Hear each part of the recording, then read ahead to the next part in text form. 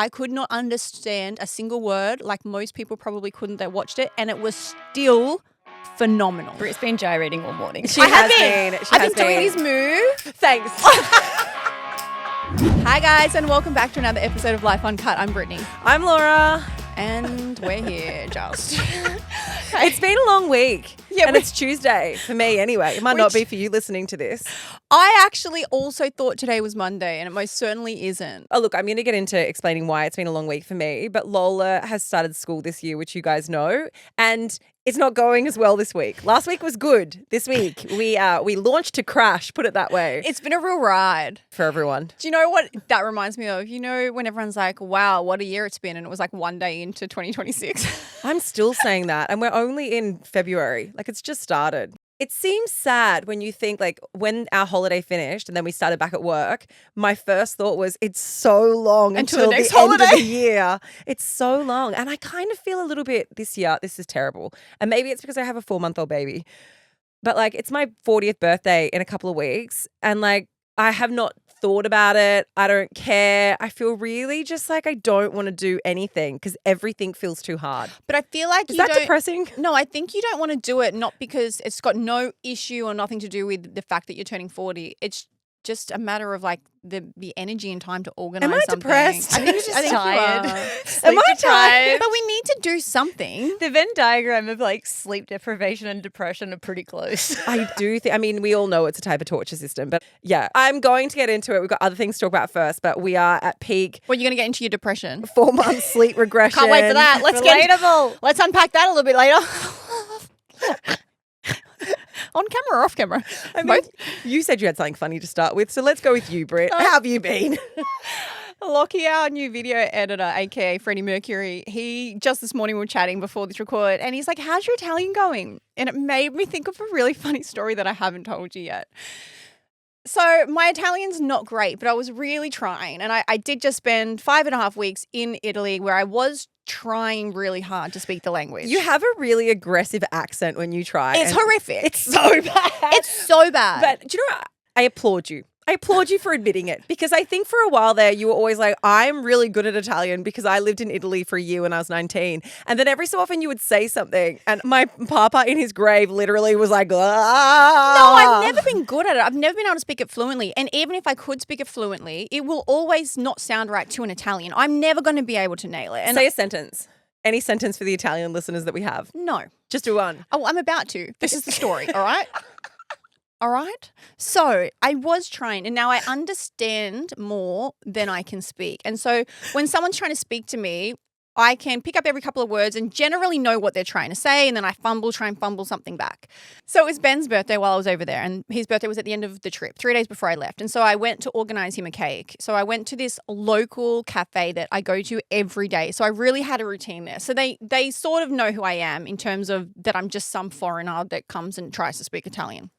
And so every day that I would go there for my coffee, they would pick up that I was trying to say something else, but they knew how terrible I was. Anyway, I'm trying to order this birthday cake and they're trying to converse at the same time. And I'm a little bit distracted and I'm having my coffee while they're off doing their order and stuff. And then they ask me how old I am. Now, in Italian, when you're talking about your age, you say I have 38 years. You don't say I am 38 or whatever. That's just the way that they say the sentence. And so I'm like, oh, they're helping me practice. So I just say, 38 anni, which is I have 38 years. Anyway, they burst into laughter. And I was like, oh, they must think I don't look 38. I was like, it's like and flattering. they're like, care? Like what? And I was like, what? And I was like, 38 anni. And they're just in hysterics. And I'm like, I don't get it. Apparently there are words that are very close together. And I've been going around saying, I have 38 assholes. I have 38 anuses. To be correct, not assholes. Not a husband. The word is anus. So I'm at this cafe and I'm leaning on the counter and I was like, hey, I have 38 anuses. Because Annie and Annie are two different words. One has 2 N's, which is years, and one has 1 N, which is anus. This is kind of like merci beaucoup or merci beaucoup. cool or something like that in French. One means thank you very much, and the other one basically, my French friend told me, means thanks, nice ass. Yes. It's a common misconception. And it took me too long to figure that out because we used to get smirks this is going back a long time ago when I was in Paris, and she would kind of speak French to them, and I didn't know that she was explaining that I had no idea that I told them that they had a nice Surely booty. that's common enough. Like surely that anyone who's a foreigner, if you're saying that, like a French person, knows that you're not But saying my nice accent ass. was They so know- good they couldn't tell I wasn't French. You were so convincing. And Sorry, you but know me, what? the rolling around with the confidence that I had to tell people how many assholes I had, like the utter confidence, like I'll have one coffee and 38 assholes. To be fair, that's probably the clincher of this story because when you do speak with any Italian accent or you say a sentence, it's the confidence of which you roll your R's as well. Like the aggression, the confidence. Buonasera. She also uses her hands. Buonasera. What? Grazie. Stop it. Anyway, I got 38 assholes. They thought it was hilarious. Did Ben enjoy that for his birthday? But you know Happy what birthday, the funniest thing is they didn't know how to tell me in English, so they had to write it down and we had to translate. And So they drew 38 assholes on a piece of paper They for us. showed you theirs. now my coffee cup that they give me says Brittany with an asshole on the top. Anyway, I'm still practicing. So that's my update. How is it improving? Because also I did see. Well, I only have 35 assholes now, so it's getting there. Thanks for asking. No, I saw that you'd shared because if you guys have been listening to Pod for a while, you remember Britt did her wedding speech in German. So she learned German to do her wedding speech. But I saw that you shared it on Instagram and people didn't actually think it was as good as what you thought it was. Oh, no. I actually made another reel if you guys go and watch it. So Ben and I were sitting on the lounge. This is actually so funny as well. Ben was just going through, he saw the video. He's like, I forgot you posted this. And he watched it again. And he's like, it was so good, baby. And I was like, thank you. Anyway, then he just starts bursting into laughter. And I'm seeing him scrolling in hysterics. And I was like, what are you laughing at? He's like, have you ever He's like, I've never sat down and gone through the comments on this video. You're like, the video went really viral, so I didn't bother looking at the comments because I know everybody loved it. No, because every comment's in German because it went viral in Germany because it's German. And It's anyway, in butchered German. there's like 1,000 comments in there and I'm not going through to translate them. And like, I didn't care enough. I was like, cute, whatever. Also, ignorance is bliss. I could also I can't read that. So. Well, I knew a lot of them were not good because there were some vomit emojis. There were some dead emojis. There That's were not language specific. No, it was universal. There were clown emojis, a lot of clown emojis. So like I knew that some weren't great, but I didn't think it was going to be a mass onslaught. And so Benny's laughing. He's in hysterics. And I'm like, what? He's like, I'm translating the comments. And so I made him translate them for me. And we filmed it. But it was so bad. I got absolutely slammed. But it's hard because some of the comments were from people in Germany or Switzerland that were like, this was amazing. This was perfect. And then other people are like, can't understand a word she said. And I'm like, well, which one is it, motherfuckers? One of you can understand and one of you saying that you couldn't understand a word. I need to know which was the worst comment. Like, what was the worst thing that was said in the comment section? Can I tell you my favourite? What? Deport I her? got goosebumps, but in the other way. Someone goes, I got goosebumps, but not the good way. Other one said, deport her. I was like, I don't even live there. Divorce her, deport her. There were loads. Some were like, you made me feel unwell. I was like, it wasn't great. But the emojis were the ones that really cut through. There's something really humbling about putting your vows out onto the internet, like putting your wedding vows onto the internet for other people to like share in what was a really special moment to tell you that it made them feel uncomfortable and that they want to vomit. No, not just unwell. Just unwell. I feel unwell. Your love makes me unwell. I was okay with it because the vows were only like the second half. I did English vows that were really meaningful. And then I just did like a smaller part in the German. So like I didn't care that I put that out. And honestly, did I think I nailed it? No. You guys aren't hurting my feelings by saying, oh, someone's like 3 months for you to read off a piece of paper like you dumb bitch. People like, it was wild. I was like, why is me trying to speak another language? And my caption even said, I can't speak this well. In German, I said, I'm going to butcher this. Like, I owned the fact. And people were so nasty. And I was like, love is love. I was like, why are you coming for me? Love is love. I have 38 assholes. Fuck off. Yeah, I've got a lot of assholes to love. If you could be anything in this world, be kind. Sorry. That's actually a really cute sign that's on my neighbour's front lawn at the moment. And every time I walk past, I'm like, yeah, that's cute. It's true. Live, laugh, love. If be you can be kind. anything in this world, be kind. But anyway, I thought it was hilarious. They didn't hurt my feelings. All right. Well, look, update on my life. Incoming. Strap yourselves in. Put on your panties. Let's go. So I think I've been in a really good space considering that we have 3 children. One of them is no longer a newborn. She is now just a baby. When doing a flashback to the start of this episode? Should we go, Laura, 10 minutes ago, I'm so depressed. No, I meant 10 minutes later, I've been in a really wonderful place. I meant like back to like the first episode that we did back this year where I was like, having 3 kids is amazing. I'm having an amazing time. You know, we're so blessed. She's so amazing. You're blah, like, blah, blah, I'm blah, actually blah. going to go for number 4. She was like 3 days old. I did consider that for a moment. But we've hit the 4-month sleep regression period. I went from getting like, I would say when she was a newborn up until just recently, she was waking up once, maybe twice a night. Like twice a night was pretty standard. The last week, Poppy has woken up minimum between 7 and 10 times every single night. Oh, send her back. Every night. I tried to shove her back inside me the other day. Didn't work. Oh, that was gross. Whatever works for you. Borrow one of Britt's. Keeshia, maybe cut. Yeah, I've got plenty of places to put it, to store it. There you go. Put her back where she came from. Facility. I am a storage facility. Cheap rates too. I'll give you a good rate.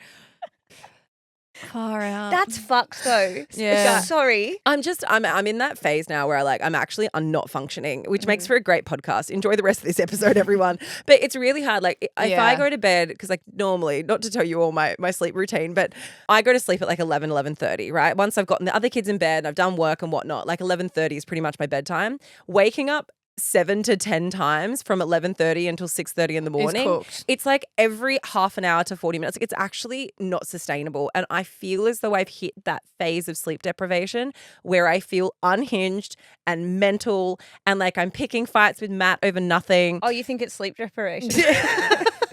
I have a name for it now. But no, I just feel really unhinged. And then the other thing that's happening in our household at the moment, and it was really great last week. Last week was a really big and full on and special week for us because it was Lola's birthday and she also started school, which for a really long time we weren't sure if that was going to be the right decision for her because she's a little bit younger. But we decided like she was ready for school. We sent her anyway and she had like such an amazing week.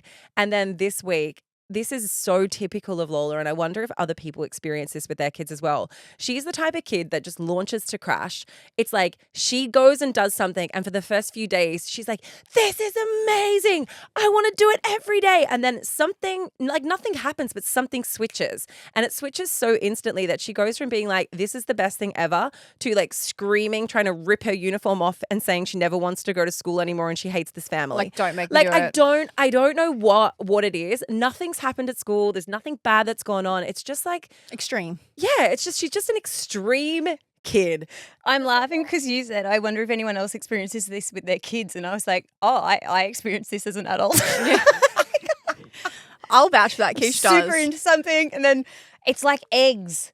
Was loving eggs, would have them every single day. One day just decided I absolutely hated them. Like it happens with every hobby I've ever done. I can just be so into something and just all of a sudden I'm like, that's the worst idea I've ever had, and I move on to the next. I'm not going to rule out the possibility that Lola is a bit neurospicy. Like, we're not going to rule that out completely, and I don't want to diagnose before we've even trodden that path yet. But she's just an interesting creature. She's the best. She's an extreme creature. She's like loud but emotional but sensitive but really happy but really sad but angry but like having the best time ever. Like real roller coaster. I don't know what I'm going to get from her. It keeps things interesting, but also like when you're in this level of sleep deprivation, I feel as though I'm bracing myself for whatever the fuck is about to hit me. So this morning was a really hard morning, and I got out of the house to her, like I said, trying to rip her clothes off, having a breakdown.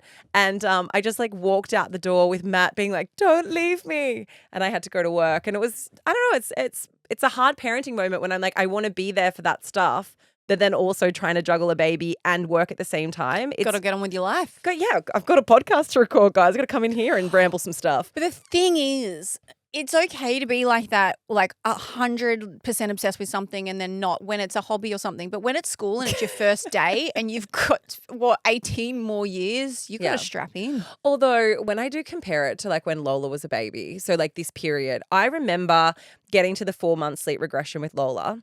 And it was like just around kind of like post-COVID times, and you were living in that apartment which was like facing to the beach. The really big one. It was super spacious. Really. It was one room, and we would record on the floor. We recorded in the lounge room. It was a wild time. So I remember walking down the street and like Sorry, one more second. We had really big guests come and report in there. I'm so embarrassed when I think back to it. I'm like, hey, just come into the West Wing. They take 2 steps into my door and I'm like, yes, this is, watch, step over that.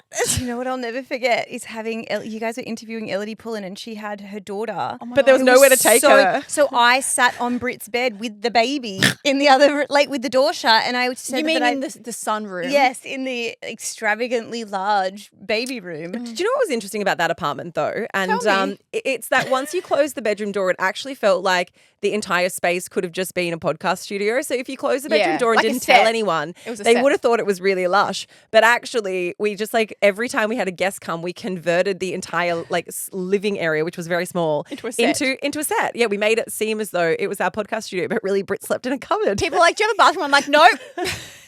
in Don't the go, back. don't go through that door because you won't come back. Because in there is where Brittany sleeps and everything else. No, but what I was saying was I remember being at this phase of, having a baby / not a newborn, but you know what I mean? And walking to your house to do a recording and crying the whole way that I was walking down the street, and then sitting in that like room where we sat down to do our records and we were trying to do an episode on Victoria's Secret. And it was at the time when they'd done their big fashion show and they'd done this like change in direction and they were trying to be inclusive, but it was all very performative at the time. We were talking about it and I could not get my sentences out. And we kept having to stop and restart and stop and restart. And then I walked home crying that afternoon because I was like, I am so tired. My brain doesn't work anymore. Which is a real scientific thing. Yeah. And I worry that that's where I'm heading. Yeah, we didn't want Keeshia and I didn't want to say anything. But thank God for AI. We AI you. You actually haven't spoken on the podcast in 4 months. You're fucking. I just import the text to AI. You're like, please, like, look at Laura from 2024. Just update and insert main character energy, insert and change all dialogue. 100%. Thank you. At least someone has my No, back. I'm joking. You're actually not as bad as you were then. Thanks. Don't you reckon, Keish? I don't reckon you're. I feel like this is a lose-lose situation to have an opinion on. I don't think you're doing great, sweetie. I don't think you're. For me, as somebody that talks to you all day, I don't think you're struggling as much as you think. Like, to me, it doesn't come across. Like, I don't find you. Right now, I'm struggling to find my words more than you. Like, I do not find you to be struggling. Right, I know you feel it. I'm not trying to diminish your thoughts, but you're worried it's coming across a certain way. It's absolutely not. Like, you're probably at 80%. Well, I'm more meaning this for like other people who have got small kids, and like it's a real thing. Like you go through this phase, and I know it's the sleep deprivation, I know it's the mental fog. I'm pretty sure it's also like a hormone imbalance and change as well. But there is this like processing thing where you feel as though, I don't know, you just don't feel as though you're as sharp or as quick or as on it with things as what you used to be. And maybe that's because your brain is making space for all of the parenting side of things that it has to do. Like there's only so much capacity within your brain. But brain fog is a real scientifically proven, I was going to say repercussion, side effect of pregnancy. Like it's your fault. It's a repercussion. It's a side effect of pregnancy. Like that's proven. So all these years where women used to say, oh, I just feel like I can't remember things and I can't figure out things and I can't find words. We always used to just think, oh, you're a moron. Yeah. You know, but you're not. It's proven that brain fog is a real thing. And I talked about this in terms of like the postpartum forgetfulness, like where I left the door open at the shopping center. But now it's just kind of stemmed into and seeped into like my everyday. I do find that I'm being more forgetful. And then I get really down on myself for being forgetful, or I find it hard to find my words. And then I get really down on myself for that. So when I make jokes about like, am I depressed? It's more because I feel really hard on myself that this period of life once again feels really hard. And I guess I wanted to say this not so much as like to make myself feel better, but a little bit of a PSA for other mums who, and I know like you guys reach out to me. I know that we have loads of listeners who are either in the same phase of life as me, or you've just come through the other side of it. It's like, it's just such a relatable thing to be in and to be experiencing. And I think sometimes you take that on really personally, but actually it's just like, this is just part of the fucking journey, right? You're doing great. And if I could say one thing, I'm struggling to find my words. I don't have a baby and I don't have an excuse. So but I mean, you can't speak in Italian or German or English. Or English. I can't. What a fucking useless. Why am I even here? Well, speaking of life transitions and wanting to kind of, be in a moment in time, something happened to me yesterday that is borderline traumatic, and I actually don't know how to get myself out of this. My license was up for renewal. And I thought about it, and it gives you like a form and you can tick, 1, 2, 4, 5, whatever it is, 10 years for your license. And I was like, financially, it's the smartest option. No, it's better just for looks as well. Yeah, I was like, you want to lock yourself I'll in. be 42. Like, Ain't nothing wrong with being 42, Keeshia. No, but you want your picture to still be 32. I'm okay with looking 32 when I'm 42. And so I was like, okay, cool. And I really did sit and think about it. And I was like, okay, I want to wash my hair. I'll dry it. I'll put some makeup on. Like, let's make this a moment where I'm like, Hot. 32. I was doing all right back then. So I took myself down to in New South Wales, it's called the RMS, and it took all of 3 seconds. Like, the guy was so fast. And they have this pull-down chair, and it's got What were you expecting? A full photo shoot? Like, if you lay on the velvet lounge here, ma'am. They give you more warm-up when you get laser. Like, you pull this chair down. When I say there's the brightest lights, I actually mean it's like someone has a phone torch and they're shining it into your eyeballs, and they make you do like a read the lines eye test situation. So I'd just done that. They take the one picture. And Did they warn you that they were taking the picture? Like, did they say, okay, we're taking the photo now? Or were you like, this is my test shoot, and then they'll take the photo? Oh, no, they're like, you let us know when you're sat and you're ready and we'll take the picture. And they had been like 2 people. I'm not joking. They were getting us through like cattle. It was like, bam, bam, bam, next. But I'd practiced at home because, you're not allowed to smile, but you want a bit of like. You need a smirk. You don't want to look angry, right? You don't want to look grumpy. So I was like, okay. I've heard from like Tyra Banks that you're supposed to like hold your eyes open and like purse your lips ever so slightly. Do you remember when you were in school and you would practice before like the school photos? Was that just me? I'd practice in the mirror. I never practiced how to smile. It did me no favors. No favors whatsoever. I wish I'll bring in some school photos. We can all laugh together. One of my year 9 school photos, horrifying. I lost, your fang tooth. I was really late to lose my teeth. And I remember asking them, hey, can I stand the other way because I lost my tooth the other day, and you can flip the image? And they were like, no, they all have to be the same. So I've got a gap, like a full gap. 15 years old. You can AI that now. Yeah, you could. Anywho, so I'm in the RMS and he says to me, okay, we're going to send you your license in 10 days, blah, blah, blah, but your digital license will update immediately. So as I'm walking out, he didn't show me the picture. It was all processed. I would have asked to see it. I was like, can I see some angles? Brittany, I walked out. And I refreshed my app. Oh my God, show me. I actually want to cry. It can't be that bad. I look so cross-eyed.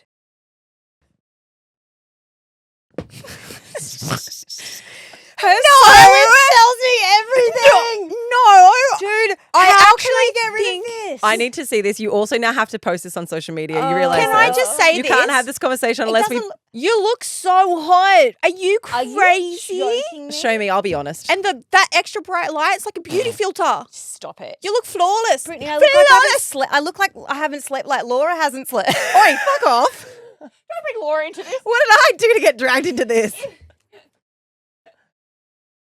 I don't think it's bad. Thank you, Laura. That's validating. I think it's been the better photo you've ever taken. Are you joking? Do you know what it looks Are like? you taking the piss, Brittany? No, I think you look hot. Do you know why that's offensive? Because yes, I agree. Yeah. I agree, Keish, because this is not like you don't look bad, but it's not the best photo you've ever taken. So when Britt says it is the best photo, it's really offensive. Are you? It's like the other day. Stop one second, because you did it to me the other day when I was like, "Hey guys, if this lighting continues, I'm gonna get a complex because you can see the hook on my nose." And Britt goes, "I think you've never looked better." And I was like, "Hey, I don't know if you realize, but what you just said is offensive to me because it's actually the worst I've ever looked." Have you ever noticed? Oh, sorry, guys, I'll never be nice to either of you again. Wow. You take your 38 assholes out of here. Keeshia, I'm not just saying, obviously it's not the best photo you've ever taken. But that statement wasn't, I didn't mean take that literally. I don't see what you see. I think you look really good. One eye is tracking in slightly. I want to be the impartial, honest person here. You don't look bad. This is not a bad photo, but it does look like, when you take a photo of half your face and then you flip it and mirror it. So it's not actually your face. It's just your left side that's been mirrored on the right. That's what it looks like. And so that's why you look a little bit cross-eyed, but only a little bit. So what I would have done in the past is lie and say that I'd lost my license and pay to renew it. But now that it's all digital, I'm just worried that they'll be like, oh, okay, no worries. Pay the money. We'll just send it to you again. And they won't take another photo. To be fair, my passport photo is fucking hot. I never want to lose Mine that. is too. It's the best photo I've ever had, and I will cling to dear life to that photo. I nailed it too. I'm going to ask them just to reuse it for the next 10 years. Mine is due this year as well. I must have done this all in the 1 year. I was actually so worried when we flew for your wedding last year, Britt. I was worried that I'd changed so much and had like, I've had filler, I've had Botox. I was like, am I know what still you going to get through customs? Like, Yeah. You I do that- look so different to what I did 10 years ago. You do the face automatic scan and it's like, this is not the same person. There's a girl I was watching this reel that was going off a couple of weeks ago, but that happened to her. Her whole page is how open she's about the cosmetic surgery she's had. She's a different human, and every time she goes through customs, she gets pulled into like the border control because they're like, "This isn't you," and she has to go back to her Instagram and show them her transformation to be like, "This is what I was, and this is me now," because she's a different person. It's not the same person. To be fair, though, if you were trying to be a fugitive or hide from the feds, It's easy these just, days. yeah. Maybe I can lie and tell them I had cosmetic surgery and that's why I need a new photo. I need solutions, guys. No. I can't go around for the next 10 years You with this picture. can. It's You're fucking fine. terrible. It's actually not. It's great. When you're 42, you'll be happy you have this. All right, we need to talk about the Super Bowl. Now, many of you probably don't know, but for the last 4 years, I have been a Super Bowl girly. I was not a Super Bowl girly until I met Ben, but it is Ben's favorite thing in the whole world. I'm a halftime girly. Does that count? He is just utterly obsessed with it. He has full-on parties where they get American food, and it's a really big thing. And he said to me, if he could do one thing in the whole world, it would be to actually go and watch a Super Bowl game. So since I met Ben, I've been sucked into it. But let's be real, most people watch the Super Bowl for the halftime show Yeah. because it is always incredible.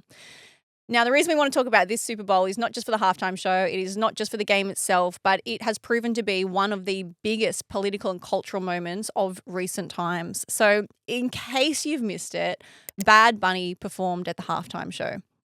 Now, in case you missed who Bad Bunny is, he is probably the biggest phenomenon and the biggest artist of our time. He just won 3 Grammys.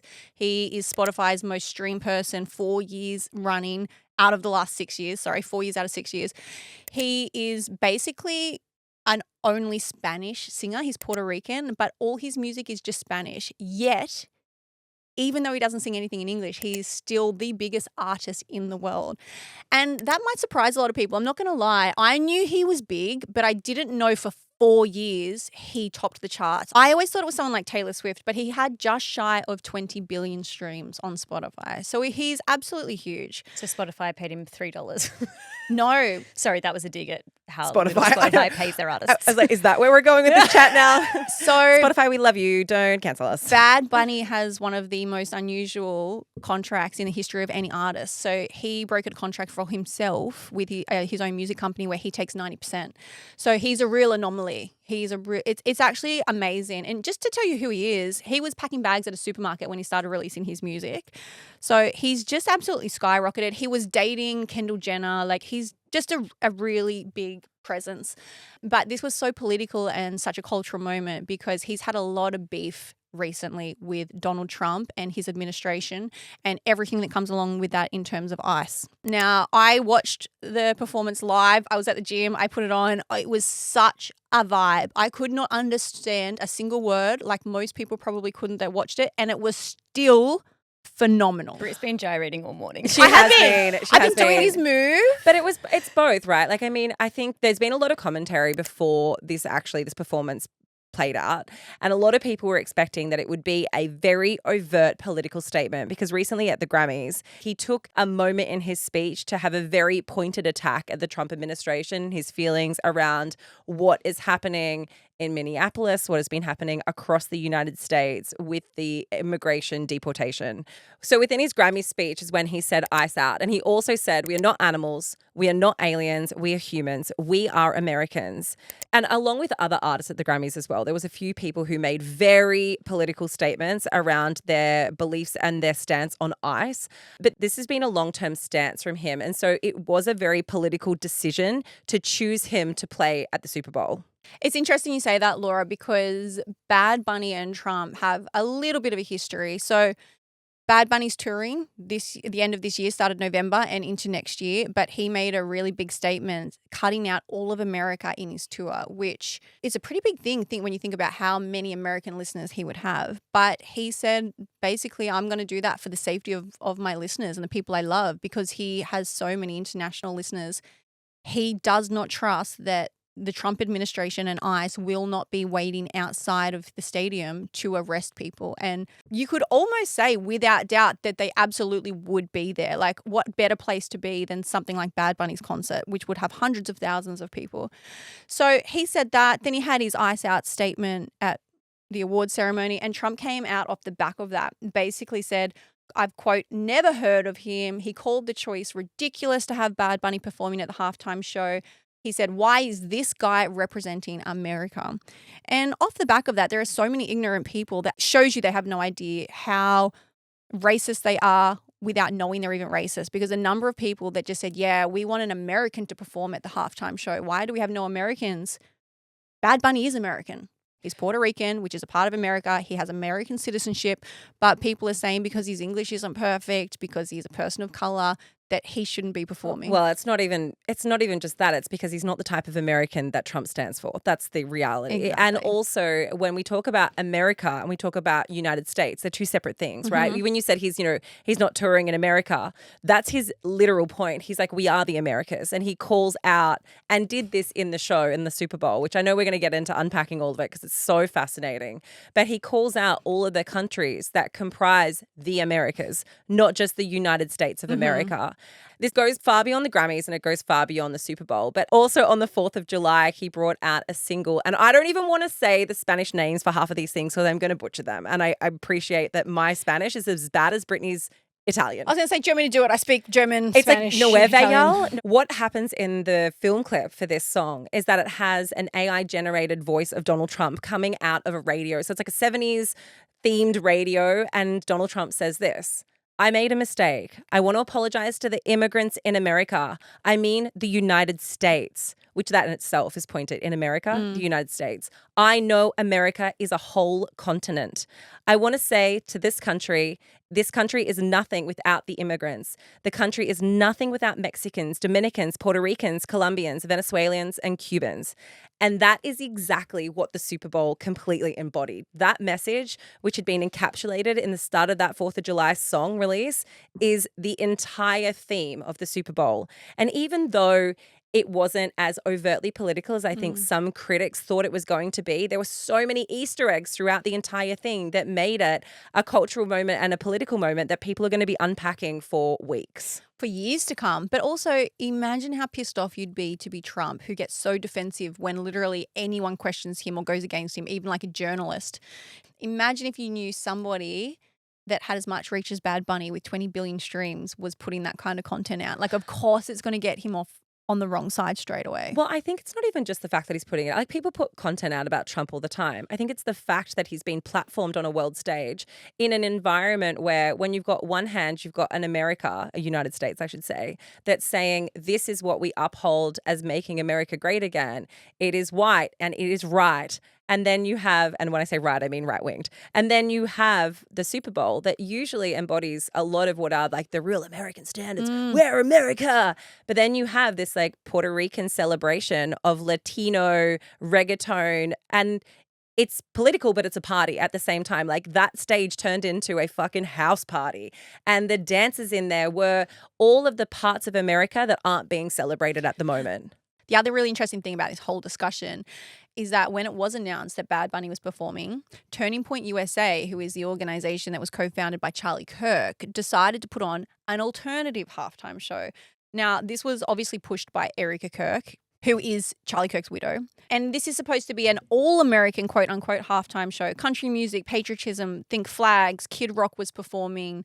And they were basically trying to bring eyes away from the Super Bowl halftime and say, hey, like, if you really want to see the real America and what we really stand for, come and watch our show. And there was a really big conversation about, well, this is going to be really interesting. How many people are going to choose to turn off the Super Bowl to watch an all-American show? How much support do they actually have, and is the tide turning? Yeah, but there was some pretty shitty reporting that came out yesterday. Like, even the Daily Mail did this big thing, which was like, millions turn off Super Bowl to watch the alternate Super Bowl halftime show. And I mean, like, that in itself makes it sound like the Super Bowl wasn't the success that it was. Like, millions may have gone to that site or may have tuned out for whatever reason at whatever time. Official numbers for the viewership hasn't been released yet, but it's estimated estimated that it's one of the biggest Super Bowls of our time. And I think the controversy that surrounded this has only inflamed Bad Bunny's status. Like, it's only made him more famous. But Laura, what happens if you want to watch Kid Rock? Fuck, who is watching Kid Rock with a fucking American flag behind him? So the All-American Turning Point show featured Kid Rock, and I only found this out this morning. I mean, I already had a lot of opinions about Kid Rock and what that show was going to be. And as you said, Britt, they did spout this as like the family alternative, kind of implying, and this was before any of the performance was shown on TV. They were making out that Bad Bunnies would be overtly sexualized and inappropriate for children to watch. And so they had this alternative that was safe for you and your family. Family viewing. Yep, Kid Rock headlined it. And Kid Rock actually has a song from 2001 called Cool Daddy Cool. And here are some of the lyrics of that song. Sing them first. Young ladies, young ladies, I like 'em underage. See, some say that's statutory, but I say that's mandatory. How revolting. What a kid-friendly alternative that you and your family can stream. I mean, we're not saying that they were the lyrics that he sang in this halftime didn't show that was perform put that on. song, but like that's the type of person that you're heralding as a family alternative to a Puerto Rican American. There's so much racism built into that you're making the assumption that this is not going to be safe for you and your family to watch. So we're going to provide something with lyrics about statutory being mandatory. Also, Ness, our videographer, was like, I don't want to watch a 6-year-old man in a pair of jorts and a fedora. Fucking it. Honestly, and no it was one. my favorite thing that's been said today. This like old guy up on stage fucking singing in his jorts. I was like, I would rather see, like, also, when I say I'd rather see some Latino dancing, like, it's not anything we haven't seen at every other Super Bowl. Like Rihanna with her ass out, Beyonce, like Shakira. fucking celebrate that shit. But for some reason, this felt deeply and fundamentally different. Or the way it was framed was that it was, and you know what, it was different for other reasons, but not because of the dancing and not because of the shield your eyes and think of the children. But the numbers sort of have been released and just to show you the difference, because I don't want anyone to think this alternate halftime show even touched the sides of the Super Bowl halftime show. They reckon about 137 million people turned into the Super Bowl and about 5 million people turned into the alternative half. But that's not even to say that 5 million left the Super Bowl to watch. They're just people that tuned in. I imagine those people probably weren't watching the Super Bowl in the first place. Half of them are probably journalists being like, this is going to be the easiest article that I've ever written. Can I tell you somebody that didn't watch the alternative show?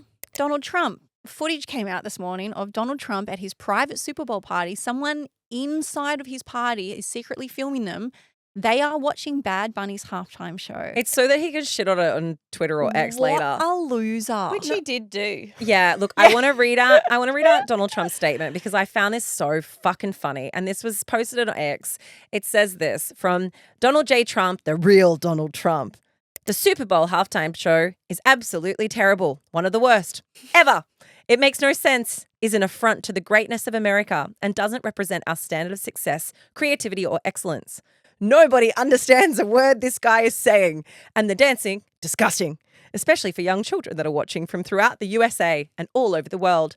This show is just a slap in the face to our country, which is setting new standards and records every single day, including the best stock market and 401ks in history. There is nothing inspirational about this mess of a halftime show, and watch. It will get great reviews from the fake news media because they haven't got a clue, which I take that as a compliment. I think that we must be fake news media. So like, I'm proud of that. This show is just a slap in the face to our country, which is setting new standards and records every day. Guess what? He just set a new record. You just had the most watched Super Bowl halftime show. He set a record. I know. Well, look, let's get into, I think the most interesting part of this is all of the Easter eggs, the overt and the subliminal political statements that were made throughout the Super Bowl. And also, it's really incredible that the NFL took the chance on this. Like, they decided to actually embrace this. And I know that there was a lot of back and forth and debate and everything else that happened in the lead up to this. But it wasn't just Bad Bunny that was a political choice. Green Day was also an act of the Super Bowl. Green Day has a song, which I'm sure you guys will know it if I sing it. Don't want to be American idiot. And so like that in and of itself as an additional act and support act, like both of these musicians have had very strong stances against Trump. But one of the things I thought was really interesting, and this is an Easter egg that maybe some of you guys might have missed because I went fucking deep on this last night. So Bad Bunny was wearing a jersey with the number 64 on the front, right? And 64 was probably one of the more subliminal statements that were made. Back in 2017, there was a horrific hurricane that happened in Puerto Rico called Hurricane Maria. At the time, the Trump administration hugely failed Puerto Rico by failing to send aid or assistance in any timely manner. The country was left in a blackout state and was left in like absolute ruins for years. The death toll that was officially recorded was 64 people. Now, that was the official Trump administration record, 64. However, it was later revised that actually thousands of people died from this hurricane. Thousands of them died in the aftermath because of the lack of care that was provided to Puerto Rico. And so 64 is this number that stands for the misrepresentation of the country and the misrepresentation of Puerto Rican people. There was also that really amazing scene where they're up on the telegraph poles. And that also represented this Hurricane Maria, where the country was left in this blackout for such an extended and prolonged period of time. And I'm pretty sure they still have problems now with their power grid from that, and that was 2017. 2017. But to think that 64 is what was originally recorded and that was increased to 2,900 and something, like it's a really significant... It's dehumanizing. Yes, it's a really significant oversight as to where Puerto Rico sits in order of priority or importance in terms of what Trump sees as being all America. The whole show from start to finish, like from the very opening scene, was such a really beautiful and powerful statement without there being any aggression, or I think it was a real schooling in how things can be done. But the opening scene is him walking through sugarcane, and that is a real ode to the way that Puerto Rico was colonized, because it was like a sugarcane maze, and that was such a crucial role in that time for them. And something that maybe people don't know, but as you watch Bad Bunny walking through, like the camera sort of follows him, he's walking through the sugarcane, he's walking past a lot of little businesses. So there's one where he takes a shot of a drink. Then there's another one that it's like almost like a little kind of sausage stand on the side of the road. And then he goes over to these huts of businesses. Every business that he featured is a real business that he found and asked to come and be a part of it. So like these are real businesses that are set up in New York and different parts of America, and he brought them there. And I just think that is such a beautiful thing. He celebrated love. He had a real life wedding that happened on the stage. So this couple had asked him to come and perform at their wedding, just like a regular couple. And, you know, his Bad Bunny is like, I don't really have time. He's like, but I don't have time. Yeah, but he's like, hey, I don't have time because I'm at the Super Bowl, but I have an idea. Why don't you get married on the stage of the Super Bowl? That wedding that was featured was real. It was officiated. It's giving I want this to go on the company card. It was, imagine this story. It's like when I'm like, I'd really like a holiday to Europe. Hey guys, how about we go interview some people over in the UK? I get goosebumps. I just thought that there was so much meaning behind it, and it was such a powerful statement that everyone is talking about it, but it was done with so much peace and love and care. I thought it was one of the better shows that I've ever seen, and I couldn't understand a word of it. Yeah, I read this really beautiful quote, and I don't know where it came from, so I'm going to butcher it. I don't want to also plagiarize, so I'm going to put that out there. Is it Live, Love, Love? Yeah, it was Live, Laugh, Love. And I'm really proud of it. No, it said music is resistance and dance can be joy. And I think that was exactly what this show was. And the final part of this, you guys might have seen, like the most powerful part was the very ending. So throughout the whole song, he'd been holding a football. And on that football, it said, "Together we are America," going back to this theme of like, what makes America? What are the countries? What are the states? What are the territories that make up America? So it said, "Together we are America." And behind him, it said, "The only thing more powerful than hate is love." And at the very end, so he spikes the ball that he's been carrying throughout this like continuity of the songs. And he spikes the ball and he says something which is in Spanish. Again, I am not going to try and say it because I will butcher it. But the translation for that was, "We are still here." And that is such a powerful statement, considering that we are living in a time where so many, I would say Spanish speaking, but I'm sure it's many different languages, but so many Spanish speaking people are frightened to speak Spanish on the streets in America at a time where people have to bring their immigration passports or they have to bring their immigration papers to be able to legitimize the right for them to be in the country. So like that in itself was just an important statement in saying like, we see you, we validate you, and this is an America that we won't stand for. My favorite tweet or I don't know how do we say the verb now? Like, you get my point. My favorite post was by a guy called Alex Collin. It said, Superbowl is happening in a Spanish named state, California, in a Spanish city, Santa Clara, surrounded by San Jose, San Francisco, Los Guados, Los Altos, etc. And people are mad that Bad Bunny speaks Spanish. Like, he's come out and said something, I'm paraphrasing this, but basically he was like, yeah, you know, English isn't my first language, but don't worry, it wasn't America's either. Yeah. Like, just the anger. Like, for me, this is just one of those, what do they call it? Like a red herring, where people just use something as an excuse to express their bigotry and their racism, Yeah, where they're like, oh, I'm just so angry because I couldn't understand. I mean, the president's saying it. I couldn't understand a word that you're saying. We can't understand what Trump says. It's kind of a bit like, and? Yeah, but like, the problem is like, it's not as damaging when it comes from like, people that are, when I say like people who are below, right? Like if it comes from an everyday discussion, it's not as damaging or as insidious. But when it comes from someone who is the president, who's meant to be the person that brings unity, and they're the person that's saying that this is an affront to the greatness of America, the question is, what kind of America? We all know. We all know what it means to say, make America great again. We all know what the version of America is. And this was the polar opposite of that. It was finally the celebration of everything that for the past 2 administrations has been rejected as being American. And I think for it to happen on a world stage at a time when everything is at its absolute most heightened state, like the news that's been coming out of what's been happening in Minneapolis with 2 deaths, with children being arrested by ICE, like it is absolutely fucking harrowing. I can only imagine what it's like to be in the States. Like to watch that play out on the news is one thing. We're so removed from it, but to actually be in that and to live it and to see it and to be scared to walk out of the house with your kids because there are agents on the street.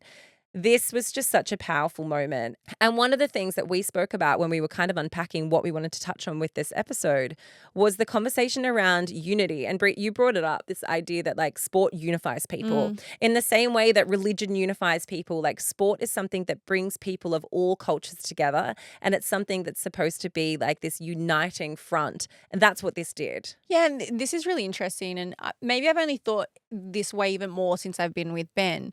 But sport is something that is supposed to be accessible to everyone, that everyone can do, and it can bring joy to. It doesn't matter if you have money, you can go down the street and kick a ball, you can throw a ball, you can whatever it is, right?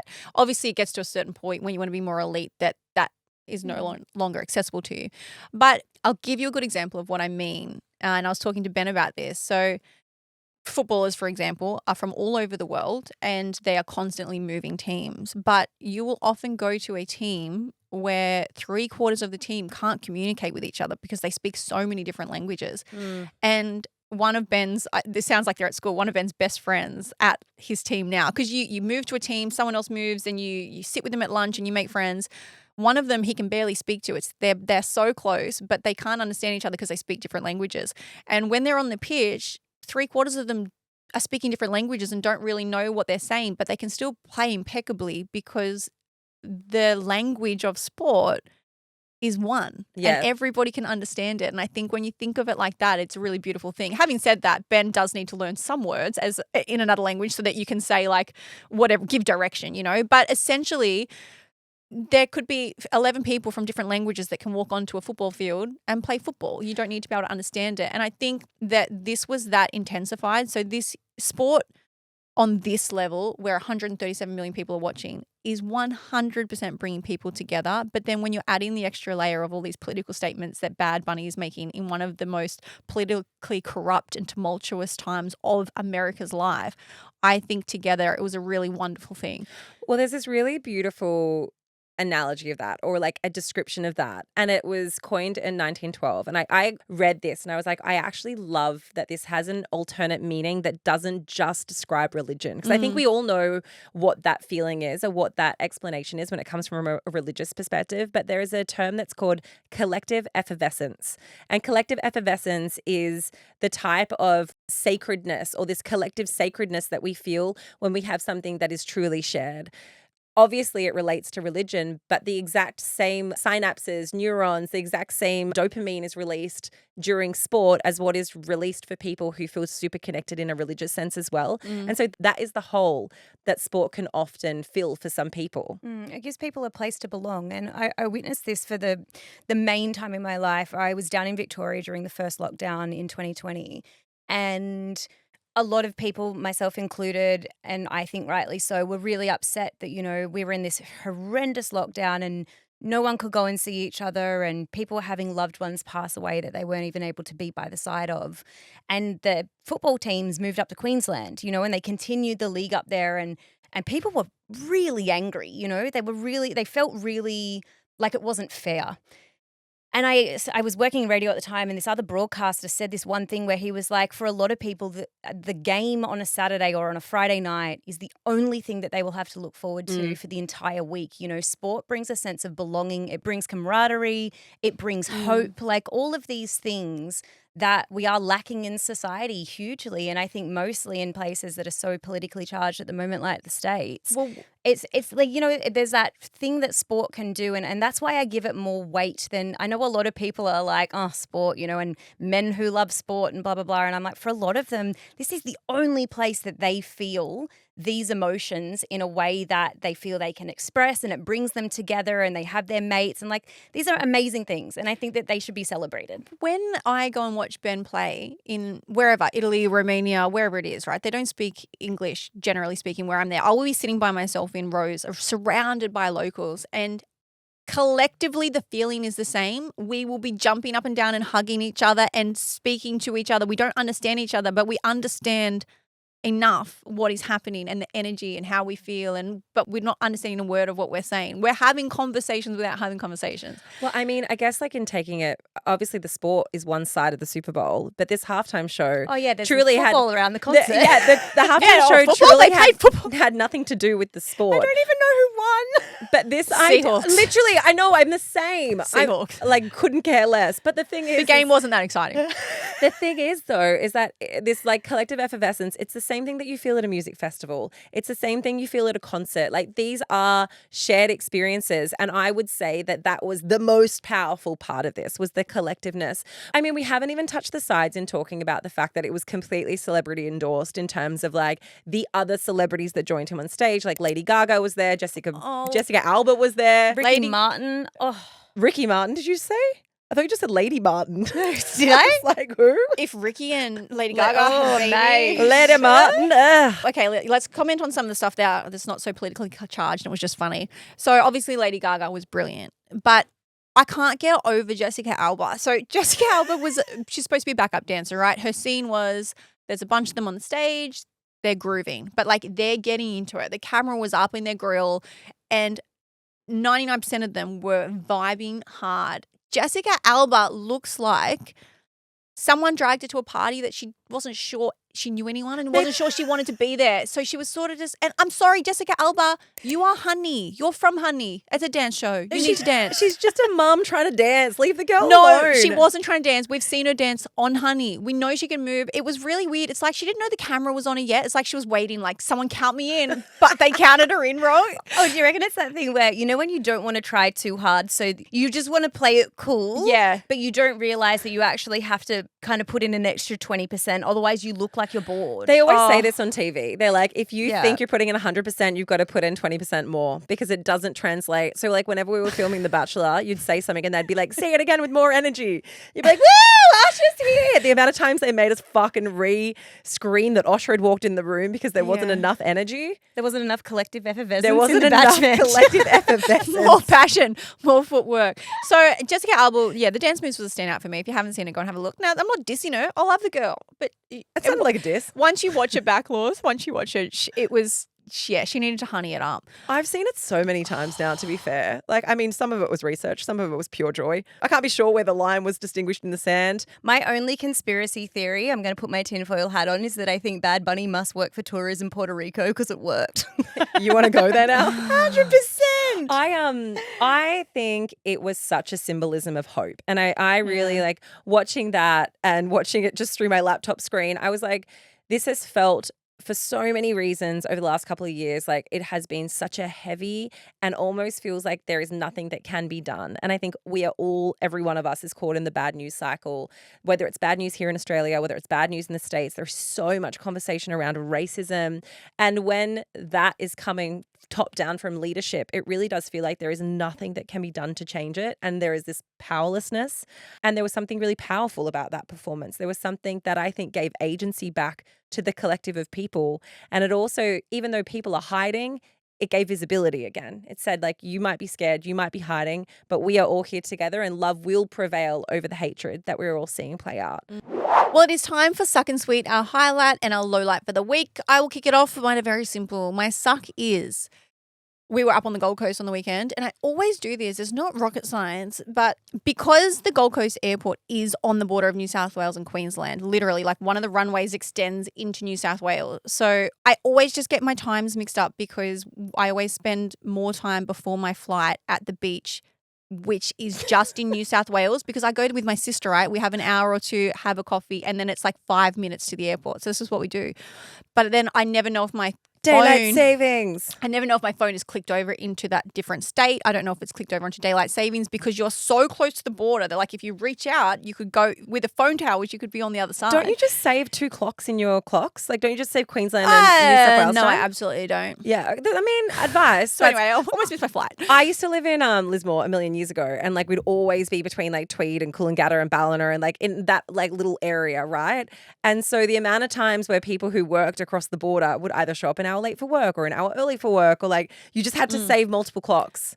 It's it's a minefield for anyone who lives, for all of our Tweed listeners. You can turn off the automatic change time thing. I lived up there for 3 years and you would always have it off because otherwise you get fucked over by the phone towers in the other state. Oh, well, Sheridan was like, we blame Sherry. I was like, I think we should, she should know better. I was like, I think we need to go. We're running out of time. She's like, no, we're good. We've got an hour. I was like, are you sure? And then anyway, we went to a cafe and I was like, my gut doesn't feel right. And I just like checked all the times. I was like, Sharon, I was like, my flight leaves in like 20 minutes. I was like, we need to go. Anyway, so we really fucked that up. And my sweet was the fact that I was on the Gold Coast with my sister and me. I got to see my well, you were in and out. And you got to see me. I know I was a highlight. Laura was very frantic, flew in and out that morning. There was a lot going on, but we spent the day at the Actors. We got all dolled up, but it was nice just to get away and see I haven't seen Sherry and Maya in like months. Okay. Do you know what I haven't seen? A picture of your ass in the dress and whether you wore your Spanx suit or not. Yeah, that's all. Well, you haven't gone and looked at my Instagram. No, there was no Spanx. There was a G-string and I was on ass crack patrol. I was keeping my eyes out for those 38 assholes she's talked about. What I will say is Celeste Barber did come up to me and tapped me on the shoulder and she's like, I just needed to see whose ass I've been checking out this whole time. And I was like, oh, it's mine. I'm so stoked. Thank you. Do you reckon she'll make a parody video of it? I can only hope, Keeshia. I can only hope. I hope she filmed you from behind and then she's going to create some sort of, Okay, my suck for the week is, obviously, we went to the Gold Coast. It was a whirlwind trip. It certainly was. But I did a couple of things that were a bit stupid. Firstly, I forgot to bring a steamer, which I needed my steamer. I have a portable steamer. I had a fancy dress. I traveled on the airplane. I got to Britt's house and I was like, I'm ready. And then I opened up my suitcase and I didn't have a steamer and my dress I had crotch whiskers. Is that what you call them when your dress goes like? I think I call it pubic hair. No, I didn't have pubic hair on my dress. I had like, you know when you sit down and your clothes get like those lines on them? A crease. Yeah. Are they called crotch whiskers? That's what Fashion Critical calls them. It's called a crease. It is not a crotch whisker. I like, you know what I mean? When you have like your pants and they go like. Yeah. Anyway, I had that on my dress because I forgot my steamer. I left it in the bathroom. And then flying home, I got home that night and I went to brush my teeth and I opened my suitcase and I had left my entire makeup bag at Britt's house in Queensland. So both of those things were really annoying. We also didn't win the Actors. So that's another suck. I can keep going. So annoying.